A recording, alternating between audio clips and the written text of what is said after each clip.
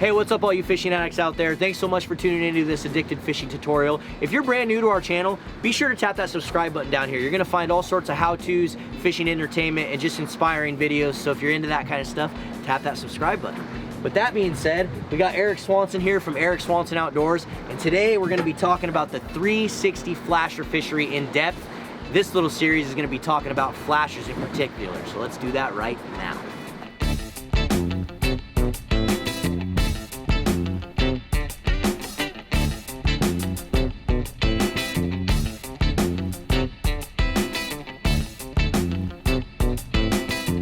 Okay everyone, I know we said we were going to talk about 360 flashers, but I wanted to take it back a little bit and just talk about the old standby, which is the triangle flasher. What we fished for years. For years, right? Yeah. And so like, what do you think made, why everyone switched now? Why is it because obviously these still work, right? I think it's a trend. I think everybody wants to follow the trend, and the trend the last 4 or 5 years has been the 360s. But these triangles, they still work with a spinner behind them, but the new trend is the 360s. Right. And what's crazy though is I do feel like, so on your typical triangle flasher, all this thing's doing is it's just spinning like this, right, rotating on the line. So whereas a 360, which we'll talk about that in a second, but it's like throwing an erratic motion. It gets the fish excited, it angers them, it puts a different presentation on your spinner versus just, you know, a regular triangle kind of just flashing and putting off light, where the 360, it's actually causing some movement on your bait. So also kind of like taking it back a little bit, do you feel like before the 360s came around, especially for Chinook, people were just hammering that stuff to the bottom and they were fishing on the bottom, right? Absolutely. Like for the most part, you know, obviously people would suspend fish and stuff too, but it didn't seem like these work as good when you're suspending. They don't. It doesn't. You know, these in my opinion are designed to be fished relatively close to the bottom. Is kind of how we've always fished them. Exactly. Exactly. So I think that's another reason you've seen the 360, especially on those incoming tides. A lot of those fish are suspended. It's changed the whole game out here. You know, with the suspended, fishing them on the incoming tide, where now we can fish them effectively versus in past years we would target them more on the outgo where we knew where they were going to be at. So you know, fishing the 360 suspended has basically changed our whole game and our whole rhythm of how we target these fish. You know, we don't necessarily have to only fish the outgoing tide, we can effectively fish them on the incoming. So it's definitely helped us out as far as allowing us to fish longer throughout the day. Exactly, exactly. So this, basically, if you guys are new to this style of fishing, which I'm sure a lot of you aren't, but this is basically what it is here. Yep. It's, you know, a lot of people call them skateboards because they literally look like a skateboard. Exactly. There's a half a dozen different names for them, but you know, I always try and call them 360 because everybody kind of seems to know that term. And so basically what that's referring to, addicts, is this thing is when it's spinning, it's catching the water and literally spinning like a big 360. So we have these dual fins back here on these Short Bust Super Series that catch the water and cause it to do a big 360. And it seems like once a rotation, where if we're running a super bait or a spinner, once a rotation, it's kicking that spinner or that super bait a little bit and causing a reaction out of these fish. Exactly. So these are 11 inch. Right. Right. Yep, they make smaller. Do you ever mess with the smaller ones at all? I don't. These work so well that I've had a hard time straying away from them. Exactly. Exactly. Kind of the same thing. So talk about colors a little bit. Have you noticed, you know, as you're fishing these 360s and through the fishery, do you notice like colors make a difference? I definitely think solid colors work better in the morning and at night, and the chromes work better when the sun comes out. So solid blades. Solid in the morning when there's not as much light penetrating the water, this stands out a little bit better. And once that sun hits the water, the chromes, the mirrors, the scale patterns seem to work a little bit better, at least, you know, in my boat, and that's kind of what I've learned the last few years. Because let's face it, all of us are pretty new to this style of fishing.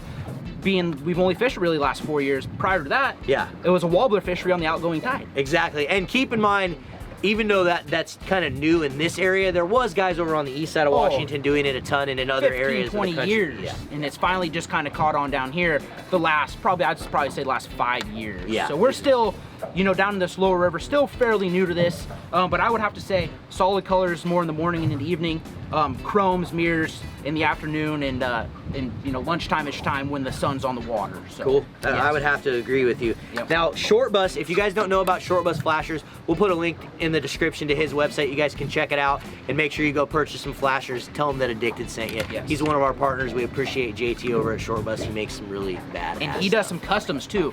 You can get a hold of him. He'll make any color combination you want. So you're not just stuck to the production colors. You can actually order any color you want. So that's pretty awesome about it too. So use your imagination. I've seen some pretty legit stuff being made by some of these guys. There's some wicked stuff. So yeah, check out Short Bus flashers. We love them. It's all we use. JT's a great guy too. So support local is what we like to do. Absolutely. Now let's talk, Eric, about bumpers. Now bumpers are a huge portion of this, because I noticed when I first started, if you don't have the right bumper length, a lot of times you're not fishing. Right. So the whole thing with these is the shorter the bumper, the faster the whip you get.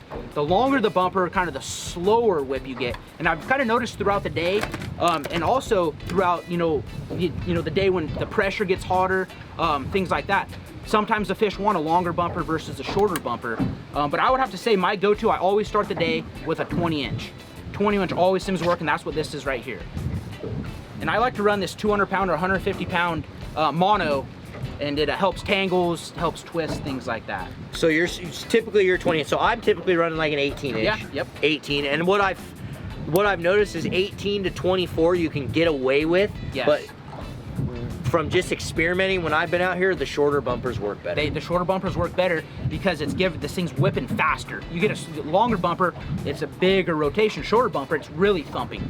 Exactly, and same with speed, right? So like controlling these flashers with your speed, what do you need to be going fast? You need to be going slow? What's like the gauge on what you're doing there? So I'm watching my rod tips, and I'm gauging a 1/1000 thump. They call it the heartbeat of the rod. So you want to see your rod go 1/1000, 2/1000, kind of so on and so forth, and that means your gear's working properly. And we'll talk a little bit more about that in another video.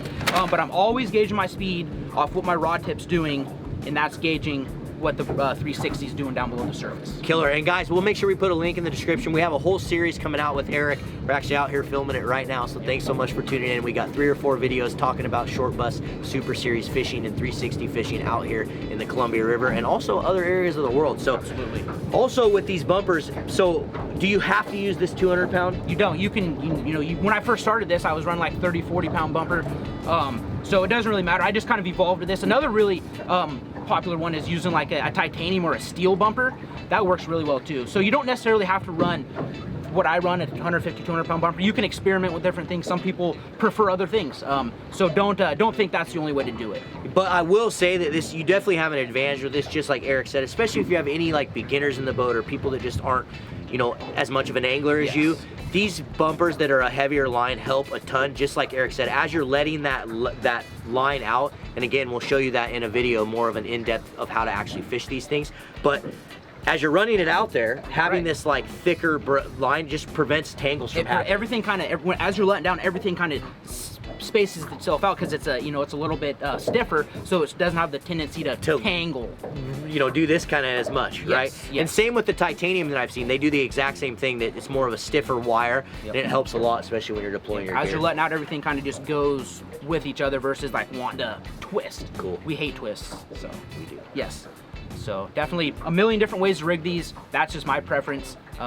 So try it out. I encourage everybody to go out there, try everything, and come up with your own method to do it. So. All right, so one last little piece that we wanted to talk about before we finish this video up was the hardware. Eric, talk about, so I know when you get it in the package, it comes with like a couple bearings, swivel. I can't even remember what it comes with, but what do you do here on yours for the hardware? Absolutely, guys. So I like to run these B chains, these Brad 6-speed B chains. Just remember, everything's down there spinning, so you want to have B chains, swivels, every possible place you can to prevent line twists, twisting up your leaders, things like that. So I like to run a dual lock with a 6-speed Brad's B chain.